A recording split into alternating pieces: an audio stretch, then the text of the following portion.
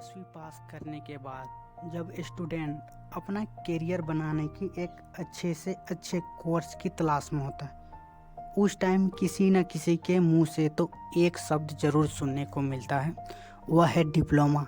आखिरकार डिप्लोमा क्या है, आज इसके बारे में हम लोग विस्तार से जानेंगे। अगर अभी तक चैनल को सब्सक्राइब नहीं किया होगा तो सब्सक्राइब कर ले, ताकि इसी तरह के वीडियो आपको आगे भी मिलता रहे। चलिए अब जानते हैं।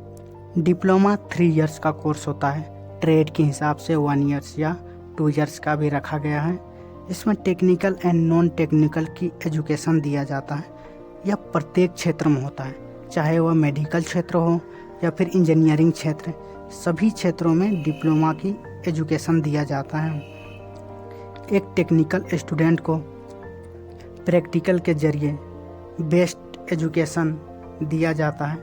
इसमें विभिन्न प्रकार की ब्रांचें होती हैं, मैकेनिकल, सिविल, इलेक्ट्रिकल, कारपेंट्री, विभिन्न टाइप्स की एजुकेशन दिया जाता है।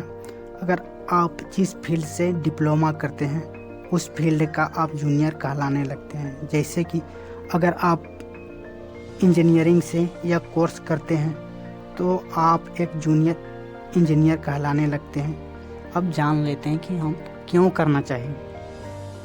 यह 3 इयर्स का कोर्स होता है।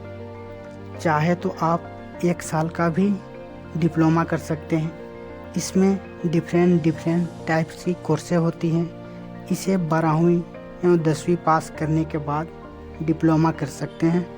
अगर आप डिप्लोमा कोर्स को पूरा करते हैं तो आपको कम एज में एक अच्छे जॉब मिल सकता है। अगर आप कम एज में एक बेस्ट जॉब करना चाहते हैं तो डिप्लोमा आपके लिए बेस्ट है। यह सभी ब्रांच की कोर्सें होती है।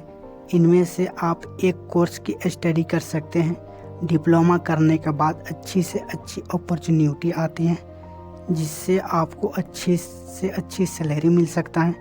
डिप्लोमा करने के बाद आप अपना पढ़ाई जारी रखना चाहते हैं तो आगे की पढ़ाई कर सकते हैं। उनमें बीटेक के 2nd ईयर में एडमिशन मिल जाता है और आपको एक बैचलर की डिग्री 3 इयर्स में मिल जाएगा।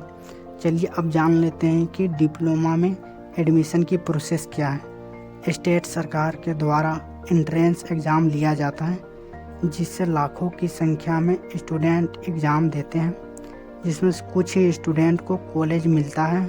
सबसे पहले तो रजिस्टर करके अपना नाम, विलेज, डेट ऑफ बर्थ एवं 10वीं एवं 12वीं की मार्कशीट अपलोड करना होता है और एग्ज़ाम क्लियर करने के बाद काउंसलिंग की प्रक्रिया से गुजरना पड़ता है। तब जाकर एक अच्छी सरकारी कॉलेज मिलता है एवं सरकारी कॉलेज की फ़ी ना के बराबर होती है।